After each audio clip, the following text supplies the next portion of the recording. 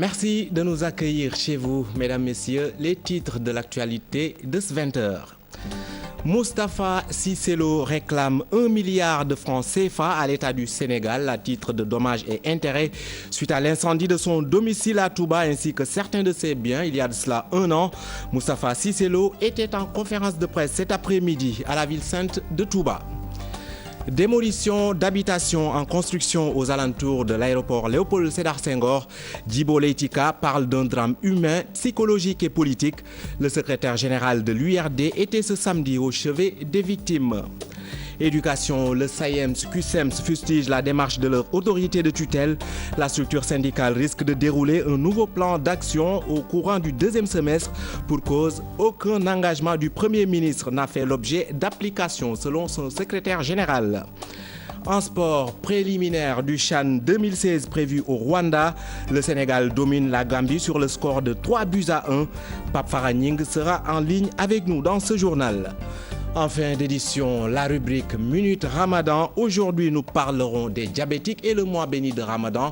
Doivent-ils jeûner? Élément de réponse en fin d'édition. Voilà pour le sommaire. Bienvenue et bonsoir à tous.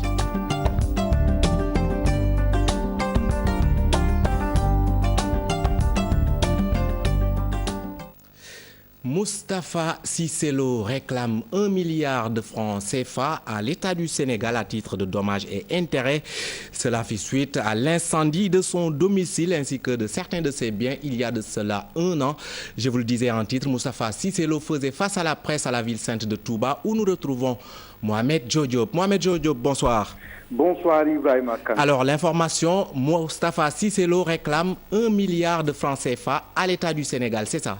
Tout à fait, Ibrahima. C'est la suite à ce triste anniversaire qu'il était en train de célébrer cet après-midi, l'anniversaire des événements du 20 juin 2014 où ces maisons ont été incendiées et saccagées. Moustapha Cissé Lo a fait face à la presse à un de ses domiciles situés à Touba Garbundao, le même domicile qui était complètement calciné l'année dernière.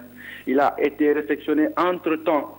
Le député vice-président à l'Assemblée nationale a d'abord indiqué qu'il n'a pas porté plainte contre les auteurs présumés de ces faits, mais c'est contre l'État du Sénégal qu'il entend plutôt se battre.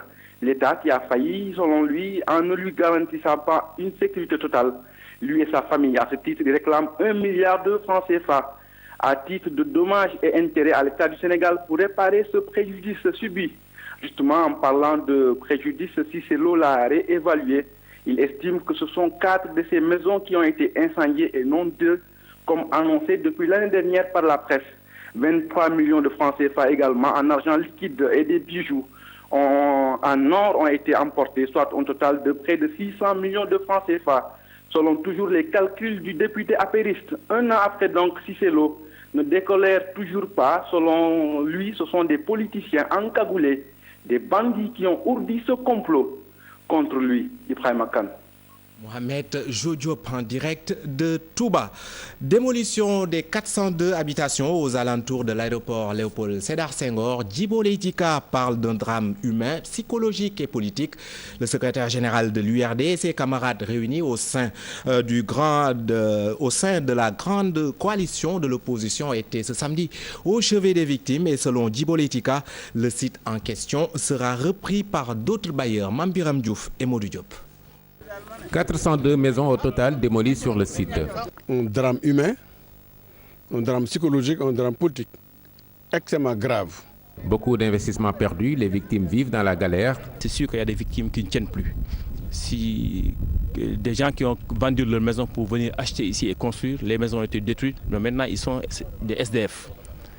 Il faut que l'État aussi, sur le plan social, sur le plan humanitaire, puisse réagir de manière prompte, en tout cas pour venir en aide à ces victimes. Djibo Leyti Ka juge l'acte excessif et plaide pour que Medoune Seck et compagnie rentrent dans leurs droits. 402 maisons, détruites d'un seul coup, des milliards et des milliards. Ce terrain coûte au moins 12-13 milliards. C'est un bon bonus pour quelqu'un qui cherche de l'argent, quelque part dans le monde. C'est près de nous, d'ailleurs. Donc attendons de voir bientôt, ça va être très clair. Mais pour l'instant, on se bat aux côtés des populations victimes. Non sans faire cette révélation. J'ai appris ce matin, même depuis avant-hier, ce site-là est réservé à d'autres personnes, d'autres promoteurs, qui vont s'installer ici bientôt avec des immeubles grands. Parce que l'aéroport est fermé. Voilà les faits. Il y a beaucoup de non-dits. On verra dans quelques années ou dans quelques mois. Billahi, on verra. Une commission d'enquête en gestation à l'Assemblée nationale, comme pour étayer la thèse du secrétaire général de l'URD, Mamadou Diop Decroix, de faire ce diagnostic et de pointer un doigt à l'administration des ADS. Là où nous sommes, c'est un endroit qui était dans l'aéroport. Qui a construit ce mur-là et cassé l'ancien mur? C'est l'aéroport du Sénégal. Ce ne sont pas les victimes. Donc, c'est un démembrement officiel de l'administration qui a cassé ces murs. La liste des pools d'avocats des sinistrés pourrait s'agrandir. Omar Sarr annonce l'étude de ce point au sein de son parti suite à la décision de Maître Abdoulaye Wade de venir en aide aux victimes. Mambiram Diouf, l'actualité de ce samedi, c'est aussi le collectif des travailleurs des télécommunications qui s'oppose à l'externalisation de services techniques, une mesure qui consiste à transférer du personnel. Mais les travailleurs du dit collectif n'en veulent pas. Ils estiment que la mesure ne vise qu'à licencier une partie du personnel. Cheikh Tidiane Dione et Modou Diop. Depuis un certain temps, un projet d'externalisation et de délocalisation est en gestation, touchant directement les travailleurs des télécommunications. Ces nouveaux projets et orientations constituent un handicap pour les travailleurs du secteur. Il a été prouvé que lorsque le personnel est transféré des opérateurs vers les équipementiers, au bout de 6 mois et 1 an au plus tard, 50% de ce personnel-là est licencié.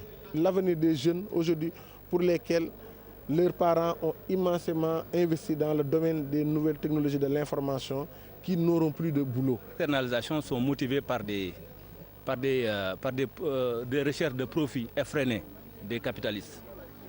Aujourd'hui, les capitalistes pensent que leur cœur de métier, c'est là où se trouve de la valeur ajoutée. C'est inacceptable. Chaque entreprise a un cahier de charge, chaque entreprise a un cœur de métier et que chaque entreprise reste dans son cœur de métier pour un développement harmonieux. Ces employés veulent mettre sur pied une entité regroupant tous les travailleurs pour la défense de leurs intérêts. Fédération des travailleurs des télécommunications.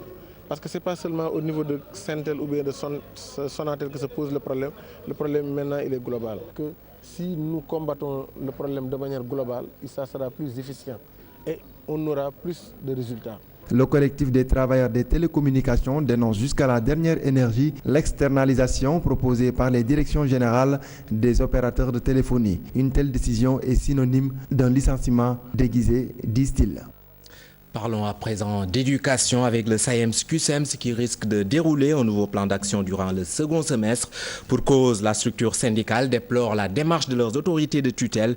Selon son secrétaire général, aucune directive du Premier ministre n'a fait l'objet d'application alors que des engagements fermes avaient été pris dans ce sens le 30 avril dernier. Mamoudou Lamine Dianté, que nous écoutons.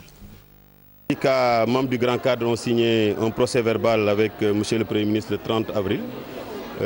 Procès verbal qui contenait les directives fermes de M. le Premier ministre pour la mise en œuvre et l'application des accords. 45 jours après, le comité de suivi a été convoqué pour faire l'état des lieux et voir le niveau d'exécution de ces directives de M. le Premier ministre.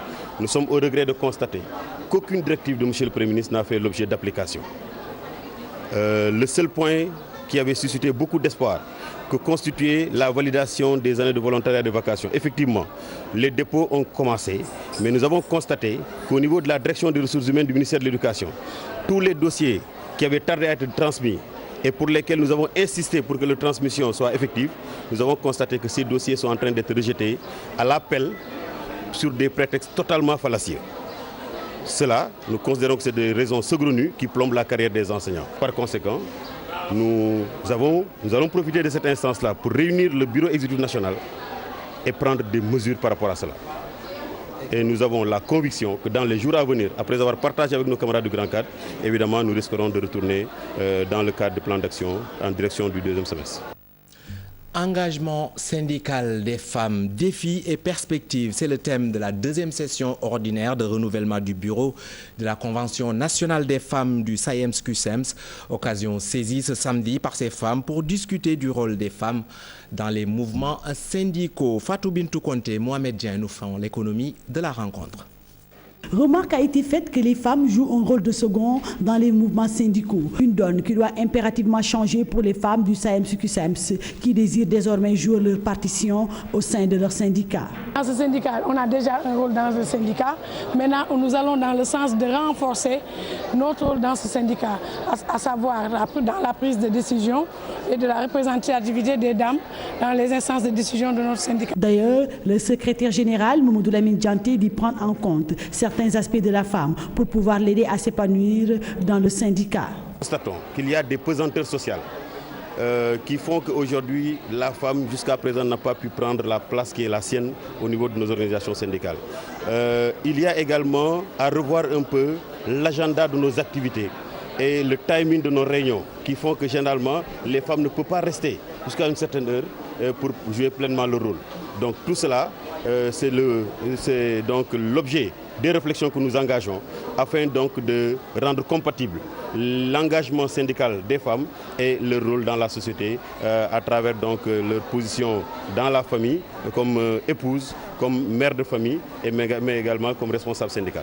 Pour la coordonnatrice de la Convention des femmes du SAEMS-CUSEMS, des défis sont à relever pour que les femmes puissent s'imposer dans les mouvements syndicaux. Les défis, il y en a beaucoup. Déjà, comme premier défi, il y a des revendications que seules les femmes peuvent prendre en charge.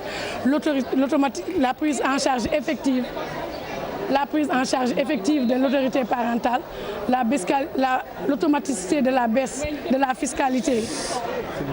L'automaticité de la baisse de la fiscalité au niveau des femmes mariées et la prise en charge des ayants cause si la femme travailleuse décède. Ce sont des défis que les femmes doivent prendre en charge. Les femmes du SAEMS-CUSEMS tenaient ce samedi leur deuxième session ordinaire de renouvellement de leur bureau avec comme thème engagement syndical des femmes, défis et perspectives. Lutte contre la drépanocytose. Un centre de réforme pour la prise en charge des enfants est en cours de construction à l'hôpital d'enfants Albert Royer de Fannes. Le coût du projet s'élève à plus de 300 millions de francs CFA. Des efforts certes, mais la lutte n'est pas encore gagnée. Les drépanocytaires continuent de crier la cherté des soins, notamment des médicaments. Fatou Kinedem et Younous Diatta pour le reportage. La drépanocytose, une maladie héréditaire douloureuse. Après plusieurs années de lutte au Sénégal, les patients continuent de souffrir. Pour ce qu'on voudrait vraiment voir réaliser, c'est l'inscription des médicaments de la douleur, parce que c'est une maladie de la douleur, dans les initiatives de Bamako, c'est-à-dire les réductions dans les pharmacies. Mais on voudrait aussi que chaque malade, quand il va à l'hôpital, même si on doit créer des cartes spéciales, qu'on puisse voir un arrêté ministériel qui permettrait à chacun de bénéficier 50% ou 25%. Des projets toujours annoncés pour améliorer la qualité des soins. Un centre de référence d'un coût de plus de 300 millions est en cours de construction à l'hôpital d'enfants Albert Royer de Fannes. Ce projet donc va essentiellement dans le sens d'augmenter les conditions de prise en charge des patients, notamment par la qualité des consultations, le nombre de consultations qu'on va augmenter, mais également les possibilités d'examen des laboratoires, les possibilités d'hospitalisation de jour, les possibilités également d'offrir des diagnostics et d'un accompagnement psychosocial aux patients. Un centre similaire est prévu à Saint-Louis. L'objectif aujourd'hui est de trouver les résultats concernant les recherches sur la thérapie génique. C'est-à-dire que c'est une maladie héréditaire, il y a un gène qui a été modifié et il y a des recherches qui visent à modifier le gène pour qu'il devienne normal, et ce qu'on appelle la thérapie génique. 1700 enfants naissent chaque année au Sénégal avec la forme grave de la maladie. Beaucoup ne bénéficient pas de soins de qualité. Fatou Kinedem, parlons à présent du phénomène des enfants de la rue qui inquiète fortement la CEDEAO. Un prétexte pour s'intéresser à la différence entre les termes enfants de la rue et enfants dans la rue. L'un dans l'autre ne change en rien le vécu quotidien de ces enfants.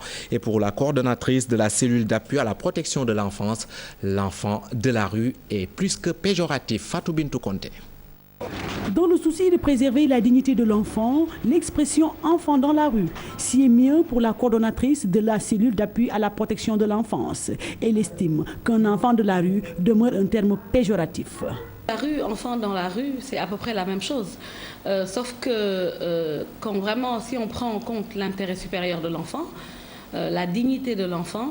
Lorsque l'on évoque un enfant de la rue, c'est comme si c'est la rue qui a donné naissance à un enfant. Donc, quelque part, on écarte les parents de l'enfant. C'est comme si l'enfant n'a pas ni de père ni de mère. Ces termes, pour Ramatoulaye Ndao Diouf, malheureusement, ne changent rien au vécu quotidien de ces enfants. L'on parle d'enfants de la rue ou enfants de la rue, cela ne change absolument rien. Malheureusement, c'est dans cette rue-là où les enfants sont victimes de sévices, de maltraitance, où les enfants sont exploités tous les jours, où les enfants on voit leurs droits bafoués, le droit à l'éducation, le droit à la santé, le droit au loisir, le droit... À Dakar, ils sont plus de 30 000 enfants à vivre dans la rue et difficilement, même si l'État fait des efforts pour éradiquer ce fléau. Il y a plusieurs réformes qui ont été mises en œuvre, plusieurs études qui... une fois qu'elles auront abouti, vont changer considérablement le devenir des enfants. Je peux vous dire que là, par exemple, il y a une réforme du code pénal et du code de procédure pénale. Il y a également le code de l'enfant qui a été retravaillé, le projet a été terminé, et dans lequel il y a beaucoup d'avancées. Il y a la mise en place très prochaine d'un défenseur des enfants. Une grande rencontre est prévue dans la capitale sénégalaise pour parler de ces enfants dans la rue. L'on attend que des solutions sortent pour aider ces enfants. À présent, le sujet Ramadan. Avec la tentation, les adeptes d'excitants tels que le café ou la cigarette vivent des moments difficiles. Comment dominer son besoin de fumer avec le jeûne? À chacun sa stratégie. D'aucuns disent se concentrer sur leur boulot en se gardant d'y penser. D'autres, par contre, disent se focaliser sur la religion pour vaincre cette dépendance. Un sujet signé Amadou Boy et Adama Gueye. Bu ñu dogee rek damay naan sama café quoi. Damay naan sama café hop ñetti guux rek égal taal naa maal bërëb yi. Des excitants, difficile de s'en passer en cette veille du mois de Djet. Café, thé ou la cigarette. Les adeptes de ces substances expliquent. Cela va être très compliqué pour moi. Chaque matin, je prenais une tasse de café, sinon ça me fait des maux de tête. Un aliment que tu prenais quotidiennement va être un peu compliqué d'abandonner. Mais on se plie. Le Ramadan, c'est la soif et la faim. Des journées difficiles à supporter selon les consommateurs que nous avons rencontrés. Néanmoins, chacun avec sa stratégie pour tromper sa dépendance. Les accros du thé vont changer leur habitude juste après la rupture du jeûne. Ils peuvent boire le thé ou juste avant le début de la journée à l'heure du khud. Dieu nous recommande l'abstinence et la pénitence. Chaque personne doit faire une prise de conscience pour analyser ses faits et gestes pour son bien. J'évite de sortir pour éviter les tentations. Je reste chez moi jusqu'au soir. Dieu nous recommande l'abstinence et la pénitence. Se plier à la volonté divine, leur dernier recours. À en croire, c'est inconditionnel. C'est là où on reconnaît le bon musulman. Tu peux prendre un excitant à l'insu des personnes, mais jamais à l'insu de Dieu. Le Ramadan, c'est l'un des piliers de la religion musulmane et il faut se plier à la volonté de Dieu. Le Ramadan est un mois sacré et de purification. Mois de Ramadan, moment de privation. Un mois fatidique pour beaucoup de Sénégalais, mais surtout pour les adeptes de ces excitants. Dans l'actualité internationale, nous parlerons de la coalition des mouvements de l'Azawad qui doit définitivement signer à son tour l'accord de paix pour le Nord Mali, un accord qui devrait mettre fin à un conflit vieux de près de 3 ans. Le survol de l'actualité internationale est signé Pam Derifal. C'est un texte que le gouvernement de Bamako et les groupes armés loyalistes avaient déjà validé le 15 mai dernier, mais en l'absence de la partie adverse, les groupes rebelles armés représentés par la coalition du mouvement de l'Azawad. Cette signature, rendue possible par la levée d'ultimes obstacles à de multiples enjeux, elle doit mettre fin à un conflit qui date de 2012 et qui a littéralement exténué les populations. L'attente a été longue, 3 années et demie de conflit, près d'1 an de négociations pour le moins difficile depuis juillet dernier et 1 mois de période de flou depuis que le gouvernement malien et les groupes armés loyalistes de la plateforme ont eux-mêmes signé le texte le 15 mai dernier. Après la cérémonie de signature attendue ce samedi autour de la coalition du mouvement de l'Azawad, c'est donc une nouvelle période qui doit s'ouvrir dans le pays. Le chanteur ivoirien devait être à l'affiche dimanche soir du festival Jazz Kiff 2015. Tiken Jah Fakoly, chanteur de reggae ivoirien et politiquement engagé, s'est vu refoulé avec son équipe dès son arrivée à l'aéroport international de Djily. Joint par RFI, Lambert Mendy, porte-parole du gouvernement congolais, évoque une fraude fiscale au sujet de ce refoulement du chanteur qui était pourtant pourvu de son visa d'entrée en République démocratique du Congo. Tiken Jah Fakoly lui parle de censure par rapport au message qu'il passe pendant les concerts et par rapport à l'alternance qui est quelque chose de très important pour l'Afrique aujourd'hui. À Berlin, quelques 3700 personnes selon la police, 10 000 selon les organisateurs ont défilé dans le calme sous le mot d'ordre « Faire l'Europe autrement » à l'appel de diverses organisations de gauche et notamment des partis d'opposition Die Linke et Grünen.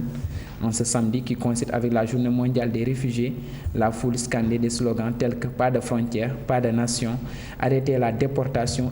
Ainsi, à Paris, plusieurs centaines de personnes ont battu le pavé en soutien à la fois aux migrants et au peuple grec. À Rome, malgré la pluie, près d'1 millier de manifestants se sont rassemblés devant le Colisée en faveur des réfugiés sous le mot d'ordre « Stop au massacre maintenant ».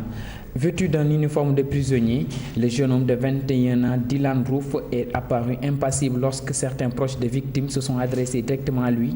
Arrêté 14 heures après avoir ouvert le feu mercredi dans une église méthodiste, Dylan Roof est mis en examen pour assassinat et possession d'armes à feu. Pour cette première audience, il n'a pas pu être présent physiquement au tribunal de Charlton devant le juge James Gosnell, mais en liaison vidéo depuis la prison où il est détenu depuis son arrestation. Décrit comme un solitaire nostalgique de l'apartheid et prêt à la guerre raciale, le jeune homme a reconnu devant la police être l'auteur de cette tuerie raciste, la pire aux États-Unis depuis des décennies. À l'issue de cette première comparution, le juge a décidé de maintenir le jeune homme en détention. Son avocat a décliné toute forme de caution. À Washington, le ministère de la Justice a précisé qu'il allait enquêter pour savoir s'il s'agit non seulement d'un crime motivé par la haine, mais aussi d'un acte de terrorisme intérieur.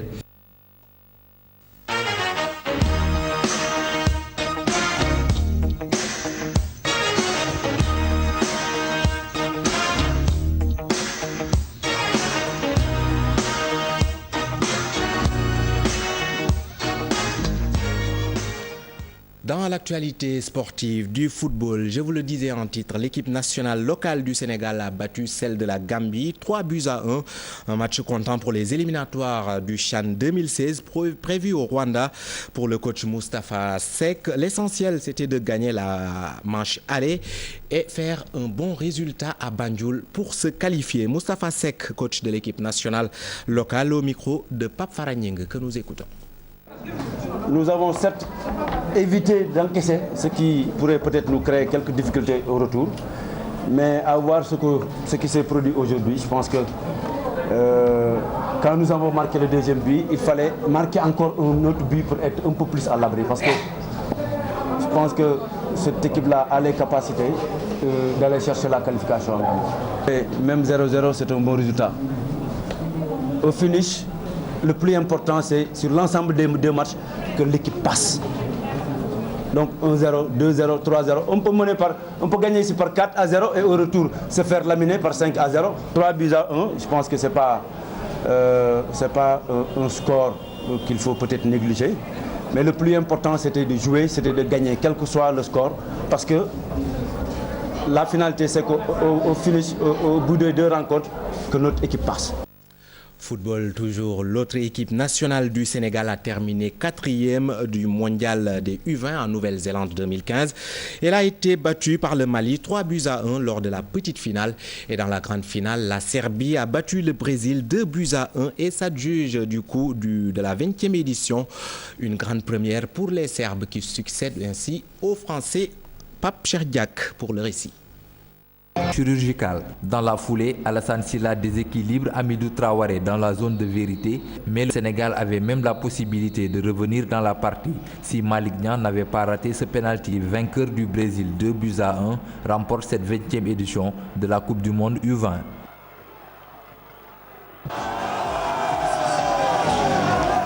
Après le football, nous parlons basketball avec l'entraîneur de l'équipe nationale masculine qui émet des craintes sur la transition entre le CNBS et la future fédération qui pourrait chambouler son plan de préparation en vue de l'afro-basket.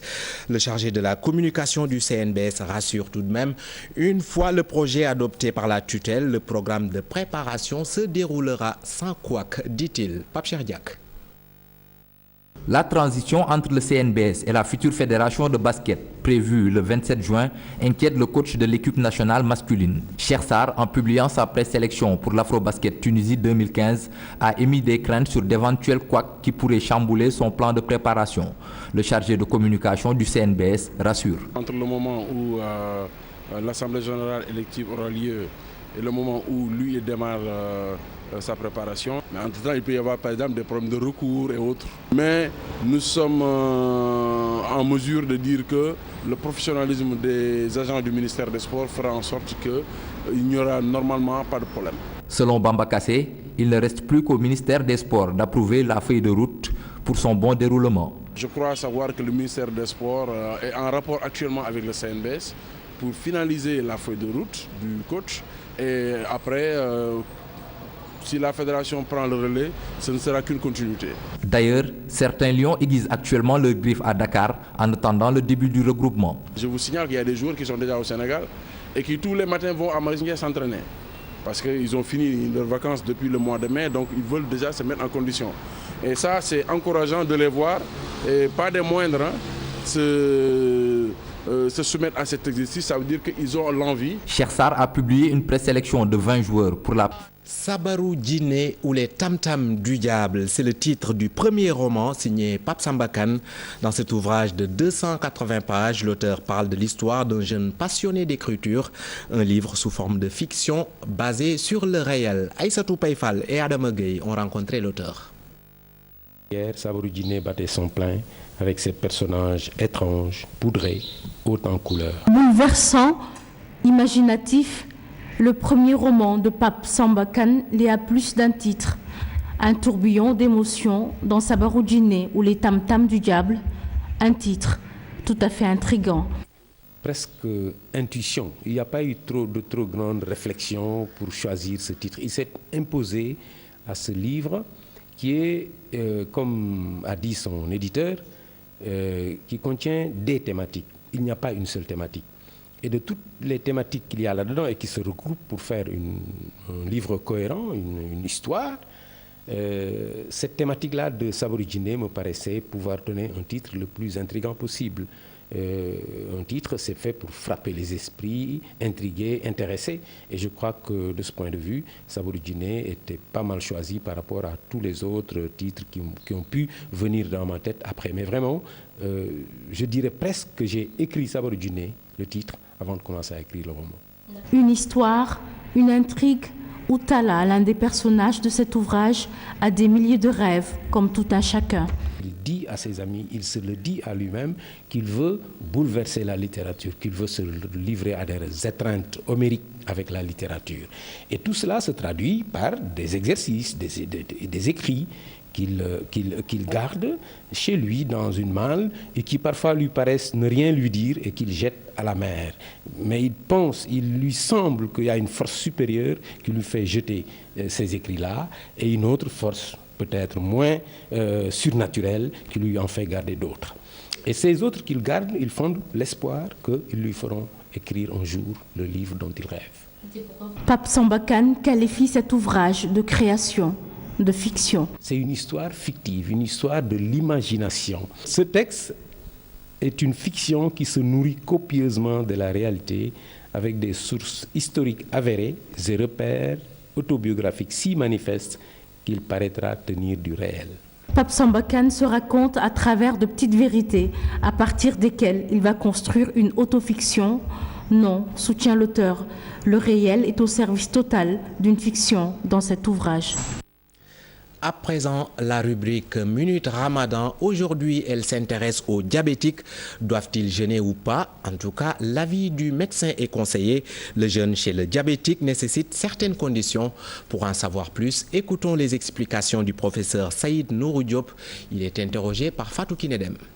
quelqu'un dont le diabète est bien équilibré, c'est-à-dire avec une glycémie à moins de 2 grammes, qui prend son traitement correctement, mais qui a eu le temps de faire adapter son traitement par son médecin par rapport au ramadan, parce que malheureusement, il faut aussi adapter le traitement, parce que certains diabétiques prennent des médicaments ou de l'insuline 3 fois par jour. Eh bien, si tout cela est fait, le diabétique peut jeûner sans aucun problème, en observant certaines conditions d'usage. Ces conditions, c'est d'abord au niveau alimentaire, bien sûr respecter l'équilibre alimentaire, éviter de manger trop sucré comme les Sénégalais le font, et surtout éviter de perdre de l'eau pendant la journée. Donc faire en sorte, s'ils doivent jeûner, de boire au moins 1 litre d'eau avant de débuter le jeûne, et après la rupture du jeûne, avant de se coucher, de boire aussi au moins 1 litre. Ça leur apporte leur quantité d'eau nécessaire. Et puis éviter les travaux au soleil quand il fait trop chaud. Contrôler pendant la journée, quand c'est possible bien sûr, leur glycémie, au moins 1 fois le matin, 1 fois le soir. Voilà les explications du professeur Saïd Nourou Diop. Ce journal est à présent terminé. Merci de l'avoir suivi et bon dogu à toutes et à tous. Au revoir.